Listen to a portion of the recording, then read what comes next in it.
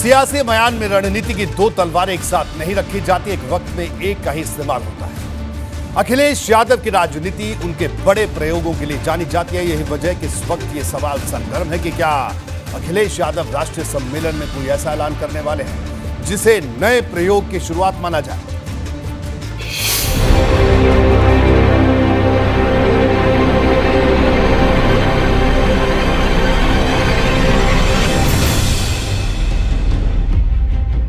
लखनऊ के इस रमाबाई अंबेडकर मैदान में अखिलेश यादव 2024 की दिल्ली वाली दौड़ के लिए चक्रव्यूह भेदी फॉर्मूला तैयार करना चाहते हैं, जिसके दम पर साइकिल लोकसभा चुनाव की फर्राटा दौड़ में सबसे आगे रह सके। चुनौती मुश्किल है, लेकिन इसके लिए माहौल बनाने की तैयारी पूरी है।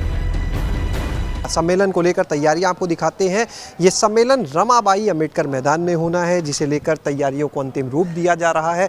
तो आप देख सकते हैं कि किस तरह से जो डेलीगेट्स यहां पर आएंगे, जो बड़ी संख्या में जो इस पूरी वोटिंग की प्रक्रिया में हिस्सा भी लेंगे, उन सभी लोगों के लिए यहाँ पर ये आप देखिए पंडाल लगाए गए हैं, कुर्सियाँ लगाई गई हैं। और जो एक अनुमान लगाया जा रहा है वो ये कि लगभग 20 से 22 हज़ार डेलीगेट्स जो होंगे इस पूरी प्रक्रिया में शामिल होंगे। नहीं, ये समाजवादी पार्टी का 11वां राष्ट्रीय और राज्य सम्मेलन है और 28 तारीख को राज्य सम्मेलन है, जिसमें 15% डेलीगेट आएंगे। माननीय प्रदेश अध्यक्ष जी का चुनाव होगा, फिर 29 तारीख को माननीय राष्ट्रीय अध्यक्ष जी का चुनाव होगा।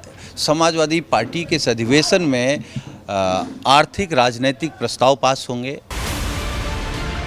4 नवंबर 1992 को समाजवादी पार्टी ने अपना पहला राष्ट्रीय सम्मेलन इसी लखनऊ में किया था।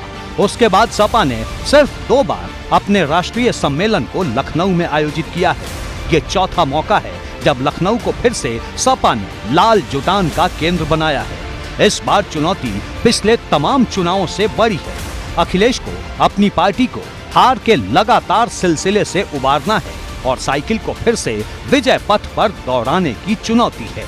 इसलिए इस राष्ट्रीय सम्मेलन पर सबकी नजरें टिकी हैं।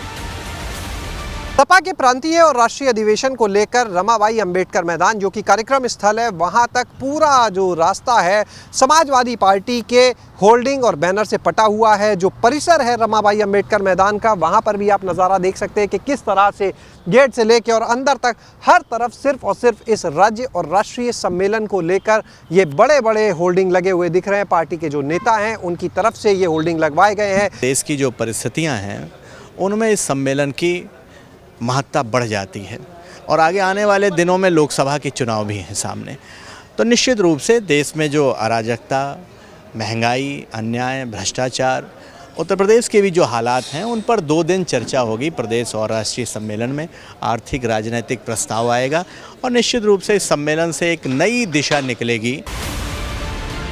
बुधवार को पहले दिन प्रांतीय सम्मेलन होगा और अगले दिन यानी गुरुवार को सपा का राष्ट्रीय सम्मेलन, जिसमें अखिलेश यादव अपनी नई कमान का पूरा रोड मैप सामने रखेंगे। इसके साथ ही समाजवादी पार्टी लोकसभा चुनाव में राष्ट्रीय स्तर पर किस गठबंधन के साथ खड़ी होगी, इसका भी इशारा मिलने वाला है।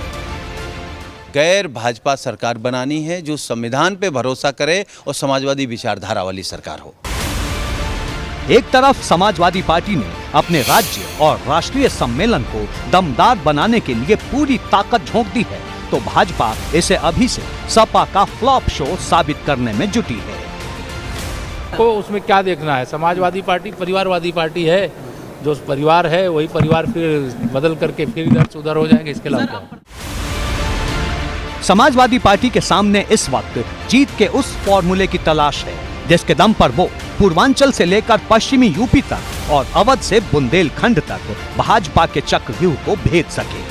अब सवाल है कि इसका मंत्र क्या हो सकता है और अखिलेश के सामने फाइनल चुनावी समीकरण के क्या विकल्प हैं। इस पर सियासी विश्लेषकों की भी निगाहें टिकी हैं। कोई अब देखें क्या करते हैं अखिलेश।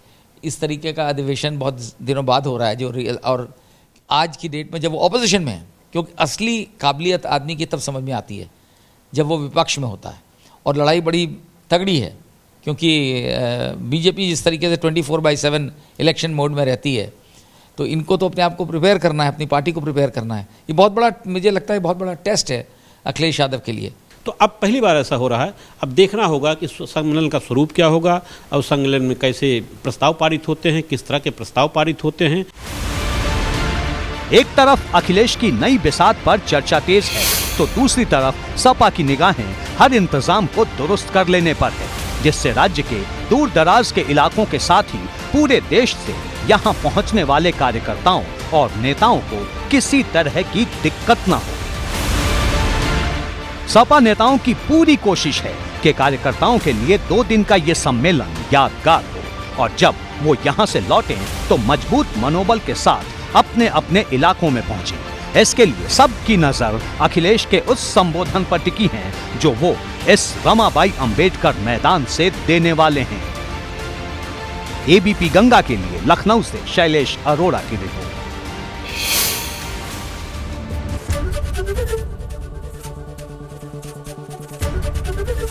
एबीपी गंगा, खबर आपकी, जुबान आपकी।